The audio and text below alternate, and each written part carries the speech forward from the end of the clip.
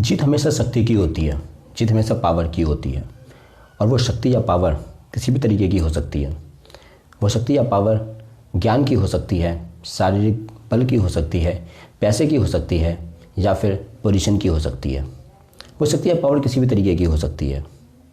लेकिन लड़ाई किसी भी तरीके की हो, चाहे कहीं जंगल में लड़ाई हो, किसी ऑर्गेनाइजेशन में कोई लड़ाई हो, और लड़ाई का मतलब ये नहीं सिर्फ हाथ पांव से लड़ाई हो, मतलब मेंटल तौर पे भी लड़ाई हो, किसी से कोई कॉन्ट्राडिक्टरी कंडीशन हो दो लोगों के बीच में, उस कंडीशन में भी।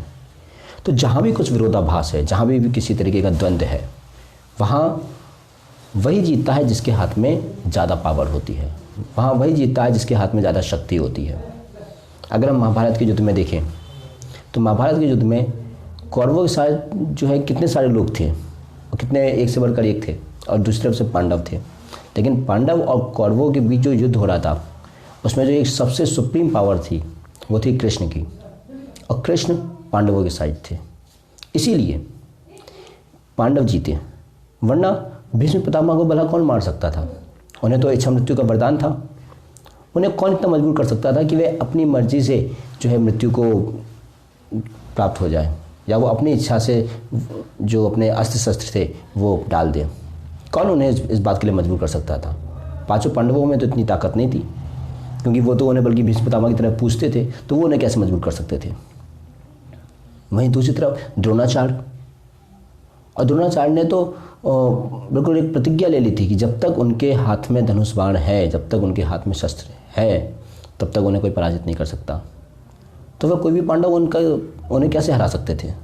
हरा ही नहीं सकते थे। तीसरी तरफ कर्ण, जो ये सब कुछ जानते हुए कि कौरव गलत हैं, तब भी सिर्फ दुर्योधन की दोस्ती के कारण वो कौरवों की तरफ से लड़ रहा था। उसे कौन मार सकता था? वो तो सूर्यपुत्र कर्ण कहा जाता था।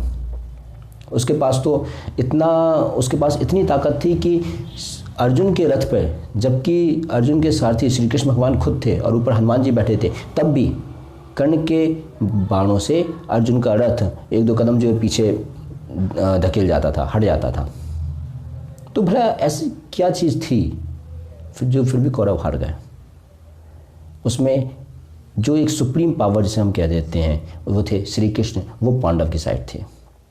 अगर वो कौरवों की साइड होते तो शायद कौरव भी जीत जाते, लेकिन वो पांडव की साइड थे तो पांडव जीत गए। बात पांडव और कौरवों की नहीं है, बात यहाँ पे देखने वाले एक ये भी है कि जिसके पास ज़्यादा शक्ति होती है, जिसके पास ज़्यादा पावर होती है, वही जीतता है।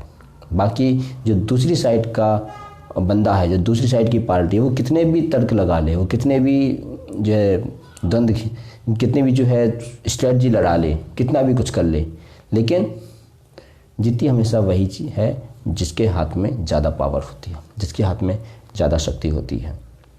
वरना जब इंद्र कर्ण के पास उसका कवच और कुंडल लेने आए थे, और जब उसका कवच और कुंडल कर्ण का ले लिया इंद्र ने, तो इंद्र ने कहा तुम एक वरदान मांगो।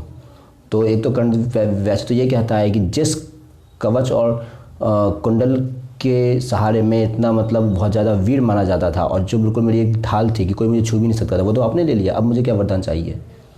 लेकिन तब भी इंद्र कहता है कि कुछ आप वरदान मांग लो, क्योंकि आपने इतना बड़ा दान दिया है।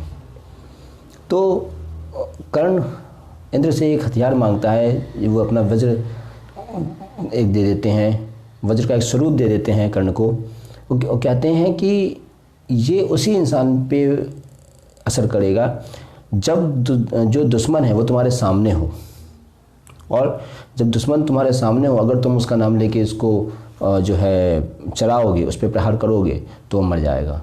लेकिन तब भी देखिए, इतनी बड़ी स्ट्रेटजी होने के बाद भी फिर क्या होता है कि उसे मजबूरी में उस शस्त्र का उपयोग जो है घटोत्कच के ऊपर करना पड़ता है। तो आप कितनी भी स्ट्रेटजी ला लो, कितना भी कुछ कर लो, आखिरी में जीतता वही है जिसके हाथ में पावर होती है। और मैं फिर कह रहा हूँ, वो पावर किसी भी तरीके की हो सकती है, और ये बात हर जगह लागू होगी। वो पावर इमोशनल भी हो सकती है, वो पावर भावनाओं की भी हो सकती है, वो पावर जो है पैसे की भी हो सकती है, पोजीशन की भी हो सकती है, शारीरिक ताकत भी हो सकती है। वो पावर किसी भी तरीके की हो सकती है, लेकिन जीतता वही है जिसके हाथ में ज़्यादा पावर होती है।